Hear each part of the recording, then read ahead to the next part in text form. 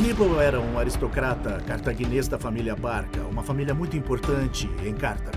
Ele era talentoso, tinha coragem, era perseverante. Aníbal era um dos poucos inimigos que Roma, na verdade, respeitava e idolatrava. Isso devido aos seus tremendos feitos. Ele tinha um pai famoso que havia lutado contra os romanos e que o criara como um filhote de leão para a destruição de Roma. Cartago era a única concorrente de Roma como um império no centro e oeste do Mediterrâneo. Quando seus homens o viram no comando do exército cartaginês, eles viram o pai de Aníbal renascido nele. Em seus gestos, no jeito como falava, como se comportava, eles viram um comandante da maior das promessas. Nós seremos os grandes vitoriosos!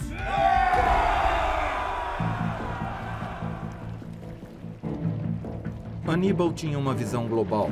Ele sabia que Roma estava em ascensão e que os romanos não se deteriam por nada e que aquilo significaria não apenas o fim de Cartago, mas também poderia significar o fim de várias tribos bárbaras.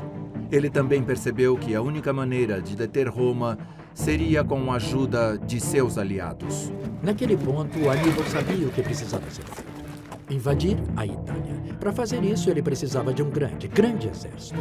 Mas só os cartagineses não eram suficientes. Para fazer isso, ele teve que recrutar as comunidades bárbaras do sul e centro da Espanha. Era uma tarefa difícil. O exército deles era muito diversificado e Aníbal tinha que fazê-los trabalhar juntos. Ele prometeu a eles saquear. Vamos atrás de aventura e riqueza. Vamos lá, rapazes. O plano de Aníbal para atacar os romanos era audacioso, visionário e extremamente arriscado. Ele planejou marchar a aproximadamente 1.600 quilômetros por terra e atravessar os Alpes. Ele sentia que, qualquer que fosse o custo, a vantagem em chocar os romanos com sua aparição na Itália faria tudo valer a pena. Por mais estranho que possa parecer, ele começou sua empreitada no outono. Ele não esperou a primavera. Então, ele se preparou para os Alpes nas piores condições possíveis. E isso é aparentemente insano. Ele estava lidando com um ambiente que ele nunca enfrentara. O inverno estava no auge, havia gelo, neve, vento e congelamento. Aquilo foi simplesmente terrível. Parecia que ele tinha levado o seu exército para um desastre absoluto. A ordem estava se desfazendo, a comida era escassa, os cães estavam comendo os soldados, era indescritível.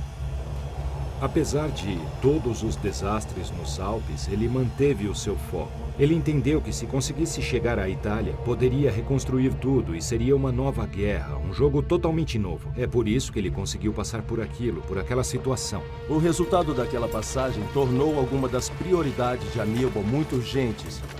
Ele tinha que lutar contra os romanos imediatamente e marcar várias grandes vitórias, e foi isso que ele fez.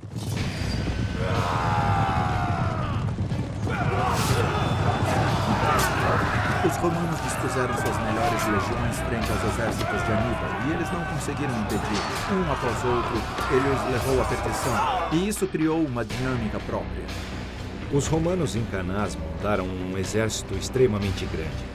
Eles tinham cerca de 80 mil homens no campo de batalha e superavam muito o exército de Aníbal, com cerca de 50 mil homens. Como Aníbal derrotaria os romanos? A resposta é: ele os fez entrar em uma armadilha. Em parte porque Aníbal fez essa armadilha bem feita, e em parte porque os romanos estavam confiantes demais, eles caíram completamente na armadilha. Foi assim que ele derrotou os romanos. Ele os fez caírem em uma emboscada, e Canás é a maior emboscada da história antiga. O plano de Aníbal para a Batalha de Canás é absolutamente brilhante.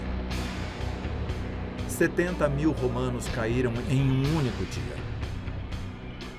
Os estrategistas táticos, desde então, têm se esforçado para copiar o que ele conseguiu, pois sua estratégia representa a perfeição tática.